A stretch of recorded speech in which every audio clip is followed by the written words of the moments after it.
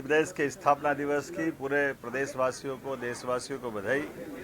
1 नवंबर 1956 में बनने वाला मध्य प्रदेश तत्कालीन समय के मध्य भारत, मालवा, विंध्य, सीपी एंड बरार ऐसे कई राज्यों से जोड़ करके ये राज्य की रचना हुई और राज्य ने 70 साल की यात्रा में सभी प्रकार के क्षेत्रों में अपनी प्रगति उन्नति करते हुए अपने से एक समृद्ध राज्य का उदय कराते हुए भी अपनी विकास यात्रा को नहीं रोका।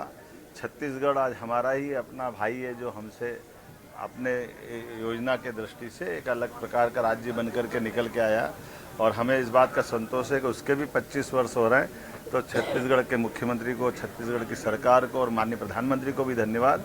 वो आज उसकी रजत जयंती में शामिल हो रही है, हमारे लिए सौभाग्य की बात है। जब हम अपने 70वें वर्ष की तरफ बढ़ रहे हैं तो समान रूप से कई क्षेत्रों में हमने अपने जो नए नए लक्ष्य हासिल किए उस दिशा में छलांग लगा के आगे बढ़ रहे हैं। आज हम कल्पना करें केवल 70 साल की विहंगम उस सिंहावलोकन के आधार पर तो हमारी ये 20 साल की यात्रा 55 साल पे भारी पड़ती है। उसके आधार पर हम बीते 2 साल की यात्रा के लिए भी हमने अपनी प्रदर्शनी में लक्ष्य हासिल करने के लिए वो टारगेट भी रखे और अतीत के काल से भारत के अभ्युदय का भी कहानी और उसके माध्यम से गौरवशाली अतीत की तरफ भी प्रदर्शनी के माध्यम से बताने का प्रयास किया है।